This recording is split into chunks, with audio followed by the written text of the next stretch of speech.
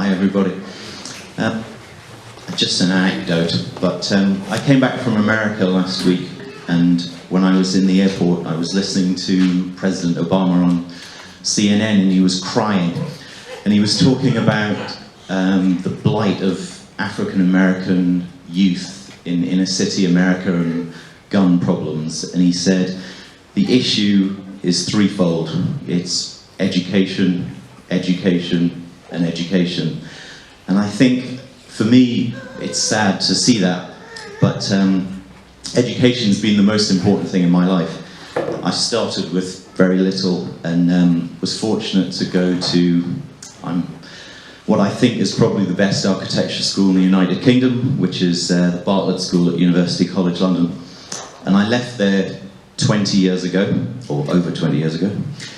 And I always remember my professor, who's called Sir Peter Cook. He said to me one day during a tutorial that ideas are available by the thousand, but bringing the idea to fruition is always the thing that makes a difference in life. And I think for anything from an architect's point of view, it's great to design buildings over and over again, but actually when you see them built like this, that's the most exciting thing that can happen. And I hope that the students who study here experience some enjoyment in this. I know it's a far cry from the Victorian school I went to in the northeast of England 25, 30 years ago. No, more than that, I'm nearly 50. 35 years ago or something.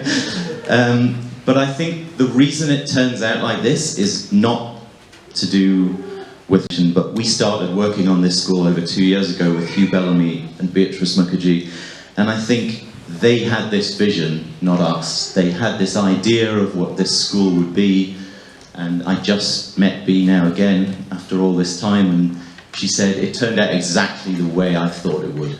And that's fantastic. You know, it's light, it's airy, it's colourful, it's energetic, and I think it's got to be inspiring. That's the most important thing. There's nothing worse than going to school and feeling that you exist in a sort of miserable environment, and Hugh said to me when he walked in, you know, the kids' chests are pumped out. I think that's fantastic. You know, if you like being at school, it's brilliant. So I think that's the first thing that's important. I also think that the collaboration of building a school is really, really crucial in the delivery of a good piece of architecture. And I hope we've delivered that.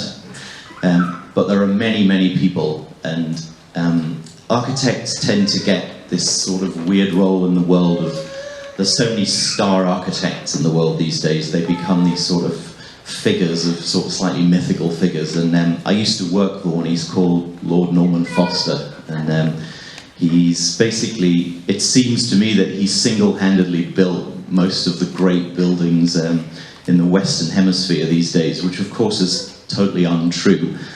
You might know him from the Gherkin, or from Stansted Airport, or from the Reichstag in Berlin, or Chetlak Airport in Hong Kong, which I worked on for him.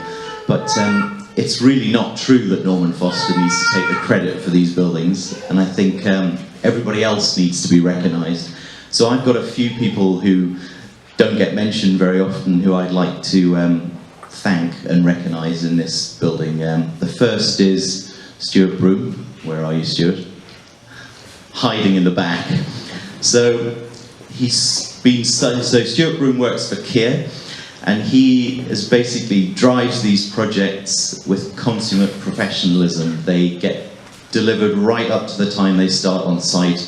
There's so much work to do in a collaborative process, and I think without that drive, that kingpin of the project, these things would never happen. So Stewart, thanks for all your support.